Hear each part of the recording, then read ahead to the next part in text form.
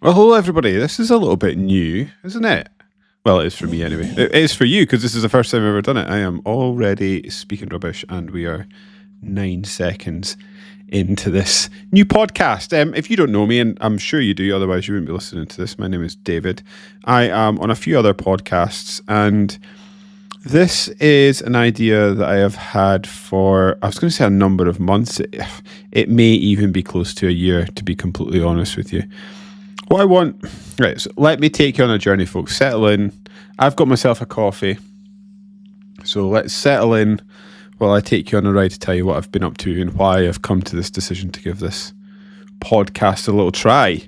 So years ago, I think it would probably be about 2 years ago, I was writing a Substack. And my idea was that my favourite YouTube videos to watch are the skill up videos, in particular the This Week in Gaming videos. They're absolutely fantastic. Cannot recommend them highly enough. And if you don't watch them already, head on over there and check them out. And I wanted to do my own version of that, some kind of thing to sort of copy it. The caveat being that I've also got a full-time job. I just changed jobs at the time. Much like every other adult in the world, I was very, very busy, and I was just like, between what I already do games-wise, the gym, dogs and family, and work, I really don't have the hours in the day to fit into the sort of time and effort that I would need to do that. So it's like, what's an easier version I could do? Well, I also like writing, so I began doing a Substack where I would sort of round up the weekly news and then offer my opinion where I saw fit.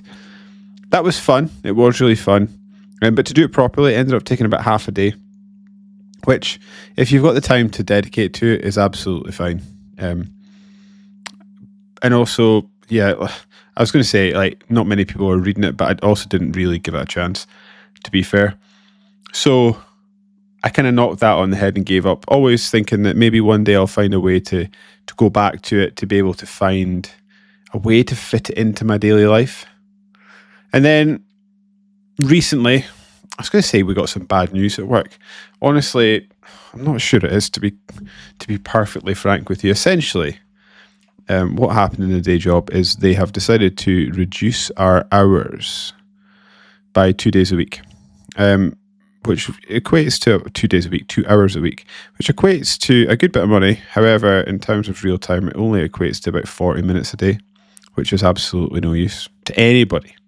And I was slightly concerned that what would actually happen is I would just end up working those 40 minutes anyway. So I had a chat with my line manager, and she suggested that I continue doing what I'm doing, maybe work an extra little bit of time and do a compressed working week. So I would do a 9-day fortnight, which means I'm going to have every other Friday off coming up. So I thought, right, I'm keen to not waste that day off. I don't want it just to become a long weekend every other week where I just mess around. I mean, play video games, just don't make good use of it. So I was sitting thinking the other day that I need to find a way to essentially treat it like another work day, but a work day that I'm going to go and chase things I want. So whether that's doing different and more video game coverage, which I'm going to certainly do a bit of, and whether that's looking for a new job, which may happen, or whether it's doing something like retraining or finding a qualification of some kind that I can work towards, something productive. So in short, I'm back thinking about some video game coverage that I want to do that'll sort of extend what I'm already doing. And this seemed like a good idea. It's something that I've never tried before. I've never tried to do a solo podcast before, but another one of my absolute highlights for the week has become my partner in crime on the Gears Intel podcast, Kelsey. His sort of semi-regular, oh my God, my brain's gone blank. It's because I'm trying to think and not have breaks in this podcast. It's the Gaming Aroma podcast. Sorry, Kelsey. Oh my God. I'm going to have to leave that in so you can just see how terrible a friend I am. But anyway, yes, that's become an absolute highlight of, I was going to say my week. It's my highlight when it comes out. I think it's a great little podcast, and it's an opportunity for Kelsey to discuss things that have been going on in the gaming industry and talk about what he's been playing and give a bit of context around just a sort of creative outlet for himself where he can talk about whatever he wants. And he touches on news and things like that. So I thought, right, thinking about my Substack, thinking about the Skill Up videos, and thinking about this podcast, what I could do is trial my own version of a podcast where I will chat about a couple of news stories. I'll talk about what I've been playing, and we'll just give it a general chat about the industry at large. I'm aware that I am not famous, and anybody that has taken their time to listen to this podcast is giving up their valuable time where they could be doing something else. So I'm going to try and keep these fairly short and succinct, which, if people know me, once I get chatting about video games, doesn't happen very often. However, I hope that's what's going to happen, with the end result being that I'm over on Blue Sky, by the way, and I'll share all that at the end. But the idea being that when I was, again, looking around, I've got two or three big things in my life, one of which is gaming. And when I think around about like my friends and things like that, I've got a couple friends that like video games in the same sort of echelons as I do.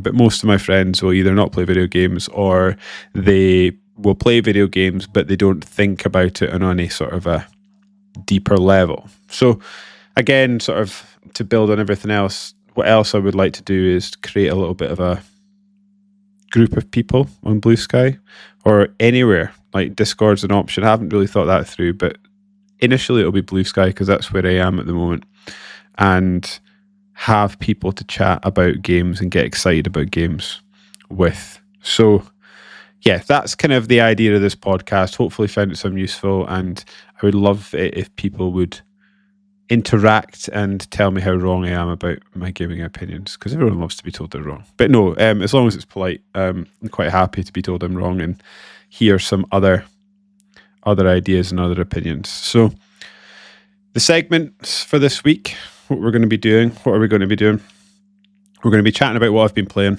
Again, I'll keep it short. A lot of it is for podcasts, so I won't go into too much detail about those. And then the idea is to pick a couple of news stories, but I just wanted to dive in here. I thought, given that Games Fest is coming up this week, I would quite like to have something in the can before then, so that me just chatting about Games Fest is not the first thing I do, because it might be longer or quite a bit different from what I plan to do on a regular week-to-week or bi-weekly basis, depending on how I can fit this in around my life.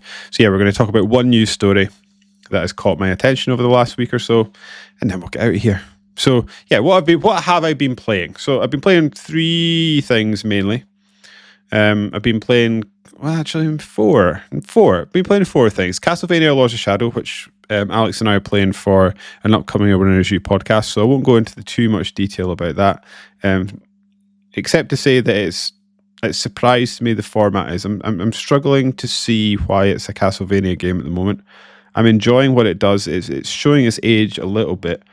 And rather than being a sort of Castlevania game, it's more of an old school God of War game, which is a nice change of pace from what I'm used to or what I've played recently. It's quite, again, it is an old game, but it's sort of unapologetically old school in that regard, which I guess it wasn't at the time. But anyway, yes, been playing that. Another one that I'll sort of touch upon is Balatro. Continue to play Balatro. And guys, if you have not played Balatro yet, please just play it. Like, get a subscription for a month to Game Pass if you have access to a PC or an Xbox, and play it. It's on mobile. Excuse me. It's on mobile. It will be on Switch. I assume it will be on Switch too. Take a little bit of a drink of coffee there. But please, you owe it to yourself. This is a truly special game.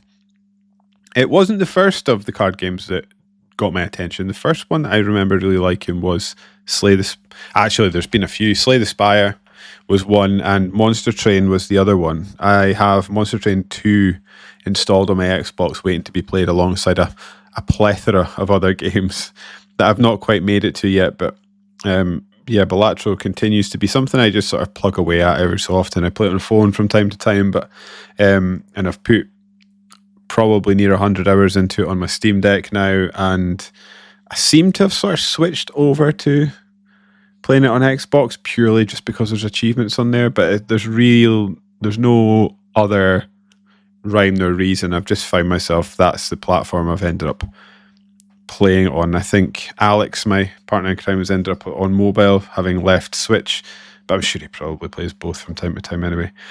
So yeah, that continues to be a fantastic game that has been spoken about endlessly, so I don't really need to go into too much detail about that. The two main games I've been playing, one may or may not have an upcoming I Win Issue podcast, but I will touch on it briefly without going into too much detail in case we do cover it on that podcast. And that would be Expedition 33. I almost forgot the name of the game there. This is simultaneously a frustrating experience for me and a truly special, perhaps, we'll see what it comes to, but perhaps a seminal experience in video games. I've not been someone that is... So, for those that don't know, and I'm sure you all do, Expedition 33 is a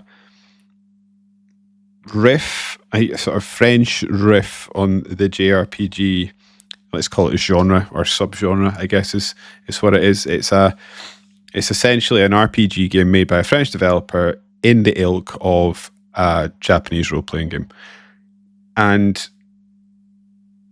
it tells a story about this group of expeditioners who are part of a world in which there is someone called the Paintress, who every year will write a descending numbers. So I think they started at 100, then 99, 98, 97, 96 every year. And what happens is everybody of that age gommages. I don't know what that means. I assume that's a French word, but essentially just turns into nothing and vanishes and dies, I think is essentially what it's saying. So what we have is Expedition 33. And when the 33 is drawn up on the sky above the city, the people of that age, I think, have a year to live. So there's usually expeditioners of that age go out into the wilderness to try and find out what's happening and stop the Paintress from doing what she's doing.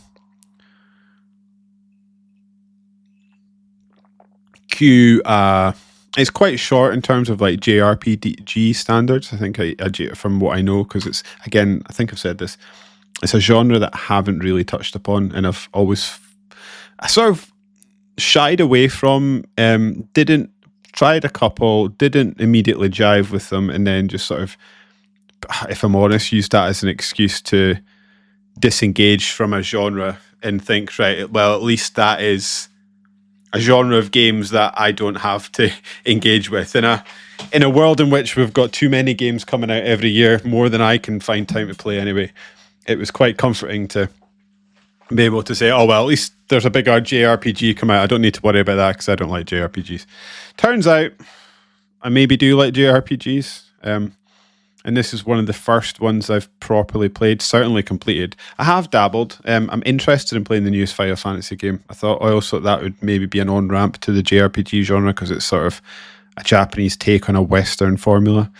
I have dabbled in JRPGs like Eternal Sonata, which I enjoyed for what I played, but I think I just got distracted when I was younger and never stuck with it. The grinding in JRPGs has always put me off. I know that's a big thing in JRPGs, and this year / tail end of last year, I played a bit of the OG PS1 Final Fantasy and had a great time with that. I've just never managed to find the time to get back to it, but that is a truly fantastic game from what I've played, and I need to get back to it. If for nothing else, I need to make use of my Christmas present I got from Alex. He got me a Final Fantasy VII guidebook. I love guidebooks. I've got a good few of them, so that was an awesome present that I still look at. Anyway, distracted. Yes, so this is a great game. This is kind of sort of, because it was on Game Pass, I was like, well, this is a good excuse. People are raving about this one. I may as well give it a try. The fighting style, or sort of the combat mechanics, are incredibly unique and interesting. It's a sort of turn-based thing with a memorization of enemy attack patterns, so that you have to employ dodge manually while they're attacking, which makes it's I don't know if it's new or not, but it's certainly new to me. and it ended up feeling extremely fresh. And I found myself, against my better judgment, being utterly captivated by the story. The story is fantastic, and I was saying this to someone else, and I can't remember who, but often in IPs that you get, whether it's books, films, games, where you get interested in the story, when a story tries to stick the landing, it'll either pay off and it'll leave you feeling satisfied and happy, or it will completely fail to stick the landing and it will undermine the entire game. This, for the first time, is a game that I've encountered that took a story I was enjoying and stuck the landing in such a way that it made me more appreciative of the story as a whole. I can't remember a game ever, or anything, having an ending that improved my overall experience. It either satisfies or underwhelms, and this one elevated in a way. I don't want to say anything about the ending in case people listening haven't got there, but it's just truly affecting. I found it is heavy in a way, and it's interesting because there's a lot of sort of dry comedy in this game where there's like silly things happening in a world that takes itself super seriously, but I was often sort of turned off isn't the right word, but a bit weirded out by how serious this game takes itself given everything that goes on around it. And it absolutely explains itself, and its serious self-reverential nature just pays off tenfold when you get towards the end of the game. It's also sort of sticks up a point that I'm sort of struggling with internally at the moment, and that's the rising cost of video games. This one is fairly cheap. I think it's £45. And it was made by a team of like 40 people. And it looks fantastic. It plays fantastically well. The story is incredibly written, and it's incredibly affecting and poignant and funny at the same time. And I just left thinking that like the idea that we have to pay all this money for games is just a lie that we're getting fed so that companies can raise the price of games. I do get it that in a lot of cases probably there are costs attached to these games. For instance, like the thing that always jumps to my mind is both Ubisoft, positive and negative. Like those games, in order to try and justify themselves, have become filled with such bloat in terms of frivolous content that, if we're honest, most of is not any good. They could reduce the volume of that and still make a good game. However, it's almost caught in its own cycle of ever exponentially rising content, or the need for content, with spiraling game costs. And I think if a lot of developers would calm down, they would perhaps have a more succinct, neater and better game. But I also get it. Better game for less money, but also get it that most of these companies have shareholders, and shareholders don't just need to be making money, they need to be seeing growth. And we're in an industry now that is not seeing the level of growth that it has been used to traditionally. So instead of having the growth come from increased audiences, the growth they're trying to now squeeze out of their existing fans, which again I've got to worry about that. Maybe that's a separate episode, but yeah, I've got to worry about that's going to turn people away, and we're going to end up with worse games. And we certainly are ending up with worse games as a result. However, the people, the companies now, like Expedition, the developers behind Expedition 33 or CDPR, are all private companies without shareholders, and they're able to make decisions based on their audience and say, right, we need this to be profitable and to be able to sustain ourselves, and as long as we're making money, that is a win. And it's interesting. I wonder if we're going to see more of these things going forward, and companies with lots of shareholders are going to perhaps exit the space slowly over time. Who knows? We will see. But yeah, that's a game we've been playing. Other than that, I'm sort of nearing the end of Death Stranding, and as I often do with Kojima games, and the Metal Gear Solid games that Alex and I have been playing over the last 12 months, I swing wildly from feeling like Kojima is some sort of a genius, and then over to thinking he's a complete maniac. The reason I say that is that, like, from a story perspective and from a mechanical perspective, his games are so dense, like so dense. If they were a weather, if they were fog, you wouldn't be able to see a hand you're holding it in front of your face. There's just so much crammed in there. And obviously that's interesting, and some of the stuff that you see he does. I often use the Metal Gear Solid 1 attention to detail with the maggots around the toilet, thinking that was a PS1 and he was paying attention to details like that. There's obviously many upsides to that. The downside that I'm sort of finding then when I'm playing Kojima games is that these are so... I mean, it's so narratively dense, I think I barely know what's happening at all in the game. I've got some videos queued up on YouTube to watch after I finish the game to just try and get my head around the story, because I've genuinely got no idea what's happening anymore. No idea. And at some point I've just sort of given up, thinking this is just nonsense. But I know it's not, because I've played enough of his games before to know that there's probably an interesting story in there. And then, like, mechanically, he packs his games so full of mechanics that... And I was chatting to my friend about this earlier today, that I often leave a Kojima game feeling like I've not played his game properly, or I'm not playing it properly, because I know fine well there are so many different mechanics that I've not been engaging with. Again, like one of the final boss fights I had last night, or the night before, I think it was Sunday night, and it made me use a weapon that I had forgotten I even had. And when I had to use it, I was like, oh yeah, I forgot I had that. And then I sort of remembered that I've had that for nearly the whole game, and I hadn't engaged with it at all. And then there's something to do with my blood being in the fibers of this like rope that I've got, and I just couldn't remember what it was about it, why it was doing that, and it's just like hilariously packed full of stuff. And yeah, like there is a lot of sense of I'm going through, and there's like, you can build roads in Death Stranding, you can build what do you call them, like zip lines, you can use vehicles, you can like ride these sort of floating carriers that you can put delivery items on, like a skateboard if it's empty. And I've just never engaged with, like, I've engaged with some of that. I was going heavy into building roads and zip lines, and then I got sent up into the mountains, and then I just stopped. So I've got a load of roads built in the sort of ground level, and then you go up to the mountains and there's just nothing, because I just started strapping stuff to my back and getting my hike on.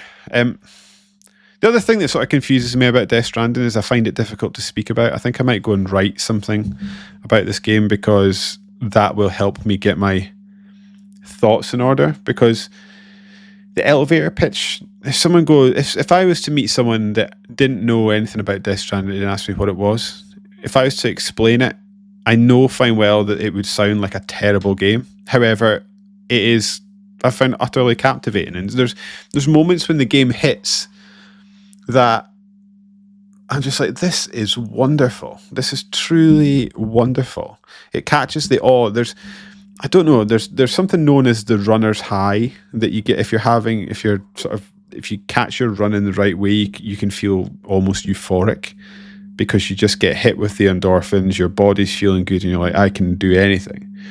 I felt a similar thing when I've been out hiking in the Cairngorms in Scotland, in which you're just sort of walking around, looking at the scenery around yourself, bag on your back, tent ready to go, and you think, this is amazing. There's nothing better than this. You're the only person, you and your dog are the only things you can see for miles around, or you're watching mountain hares fly around in the snow like it's an ice rink. And as far as a game can, Death Stranding has captured that. There's bits where you're sort of cresting over a mountain and you're walking down the hill with your backpack on. The music will just hit in that way, and you're just like, oh my God, this is amazing. The soundtrack is utterly incredible. This is a game sort of built in almost entirely on vibes, and it's fantastic for it. But again, to go, oh, you're this guy that puts some delivery items on your back, and then you just walk places and deliver them, and then walk somewhere else and deliver them. Sounds awful, but it's not. And I'm sort of ready to go for Death Stranding 2 now, because I'm pretty sure I'll be finished that soon. And then I need to move on to something else. Not sure. I've got my eye on Mind's Eye. I kind of hope that's good, although I'm not sure it's going to be based on what I've seen. Doom, The Dark Ages, I've still got to get onto that. Blueprints is a game that I've got installed. Monster Train 2. Yeah, and I bought Kingdom Come Deliverance at the start of the year when Kingdom Come Deliverance 2 came out, thinking, I'll try and play the first one, because it was like, I'm either going to love that series or hate it. And the first one was on sale for like a pound, so I was like, I'll buy that, give it a go. And if I don't like it, I think I will go and still try 2, because I've been told 2's better in almost every way. However, I wanted to try 1 because it'd be nice to be able to do the whole season. And then, I don't know whether I'll just jump straight into Death Stranding 2 once that comes out, or leave it for a little bit. Not sure about that. I need to think about that. But yeah, that's what I've been playing. Let me know what you've been playing over on Blue Sky. That is at SuperSmillie, SMILLIE. Check me out on there. Send me some messages. Tell me what you were playing, or tell me if the games I'm playing are terrible. Whatever you like. Anyway, let's move on. So the news segment, or the news story that I wanted to touch on today, I have called I've given a heading, just what's going on at EA. So this was a story that caught my eye over on VGC, although I think it has been covered at IGN, GameSpot, and just about everywhere else. And this is that EA has cancelled its Black Panther game and closed its studio Cliffhanger Games. The publisher, so this is what I'm reading from, is Chris Scullion's VGC article. So, according to a report from IGN, the publisher has shut down Cliffhanger Games and is attempting to place affected staff in other roles across the company. The report says that EA will also be laying off other staff on its mobile and central teams in a round of layoffs separate to those last month, which saw further 300 to 400 staff laid off across EA, including 100 at Apex Legends studio Respawn Entertainment. The publication was forwarded an email sent to staff from EA Entertainment President Laura Miele, which says the cancellation of the Black Panther game is part of EA's effort to sharpen our focus and put our creative energy behind the most significant growth opportunities, which is an odd thing to say. We'll come back to that. Miele's email also says that EA Entertainment, which is in a separate division from EA Sports, will focus mainly on, and this is what is odd, they're looking for growth opportunities, and they're going to be focusing mainly on Battlefield, The Sims, Skate, and Apex Legends. Battlefield, which I think is always going to be fighting an uphill battle these days because it's up against Call of Duty. And as we have seen from other games time and time again, trying to convince people to leave the game, sort of online service game that they're always playing, and go and play a new one is a tall ask. They may be able to do it. They have Vince Zampella at the head of the studio now, I think, and he was the man that I think he founded or worked at Infinity Ward, which were the Call of Duty Modern Warfare lads. He then, when he left that company, he formed Respawn Entertainment, which made Titanfall 2, which I think is one of the best shooters ever made, and obviously Apex Legends. So the man certainly knows how to make shooters. So if anyone can revitalize a struggling Battlefield series, it's him. The Sims, I think they will continue to be The Sims. I don't really see there may be growth in The Sims, but The Sims audience is The Sims audience. They're not a gaming audience, maybe necessarily. So yeah, it's an interesting one. Skate, that's one that I'm struggling to see how well this does. Skate was a series that was always a niche, sort of indie. It's not indie, but it was a niche cult classic that a small amount of people loved.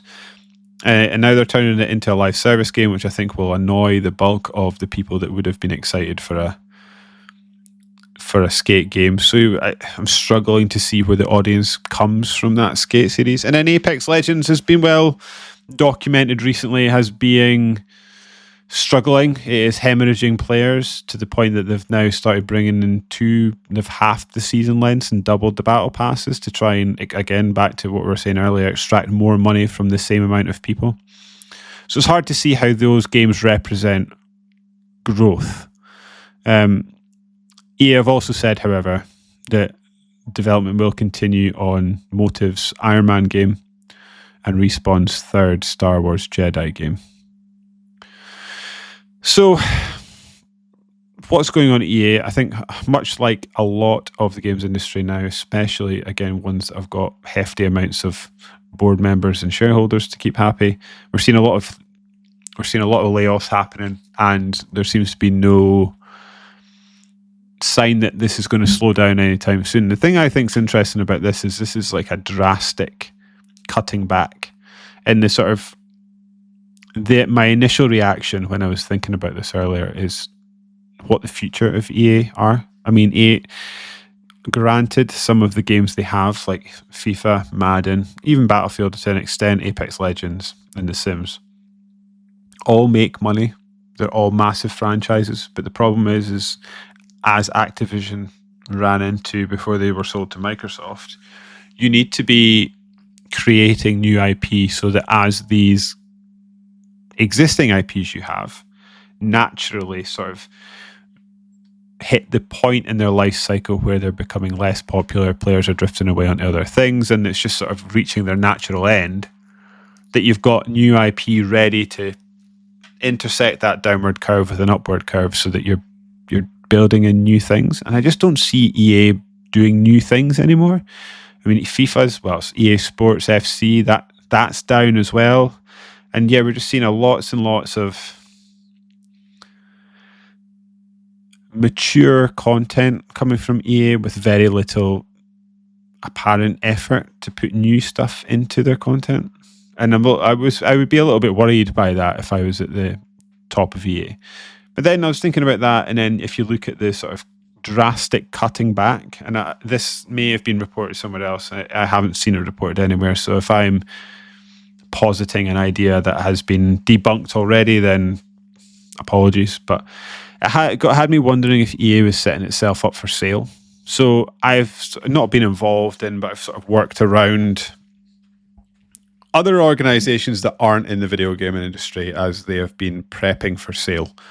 Or trying to market themselves, show a bit of leg, and make themselves as enticing and attractive to potential buyers as possible.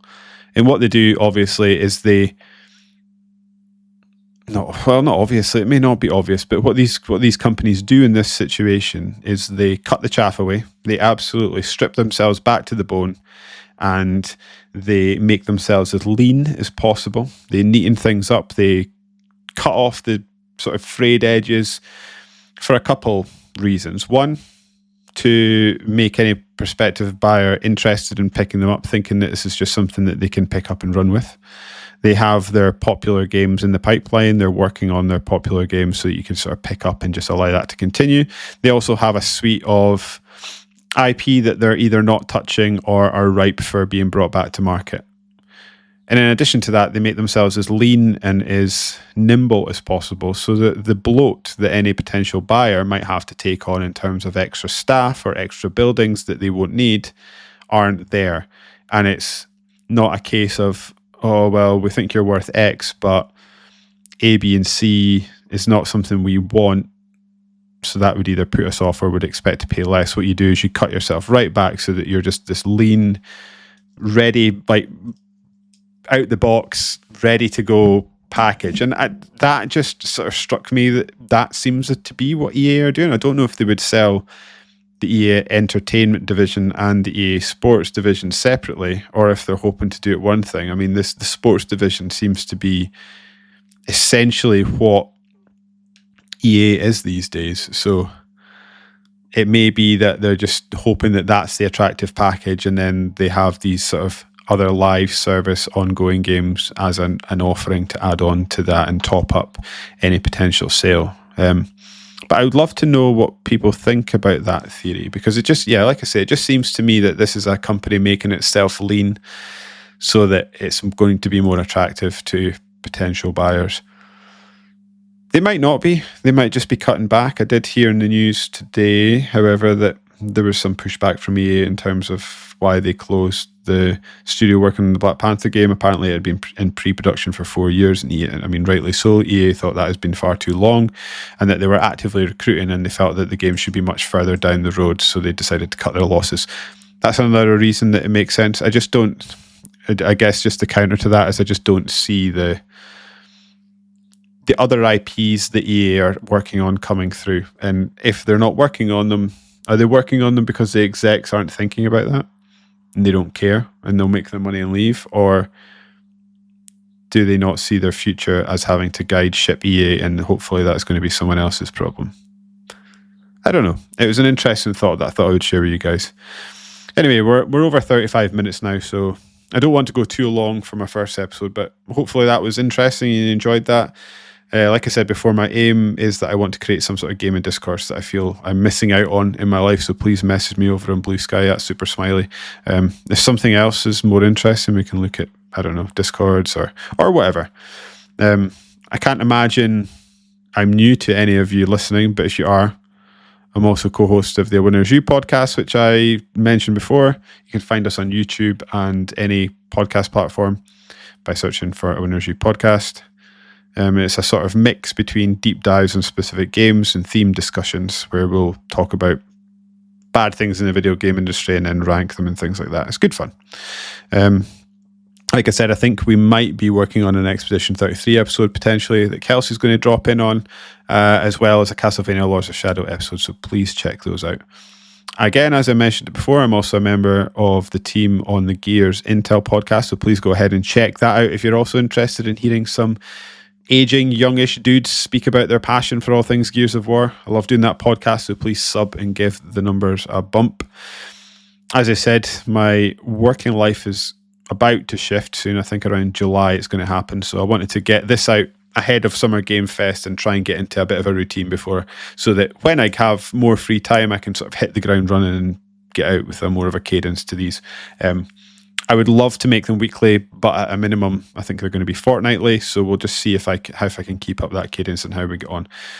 And with that, I guess, thanks for listening. That was my first episode in the bag. I did enjoy that, actually, and it was surprisingly easy to warble and talk nonsense for a long time. Please, if you're watching this on YouTube, subscribe. And if you are listening on any podcast, please give me a review and also go and subscribe to the YouTube channel. Thanks for listening, folks. Later.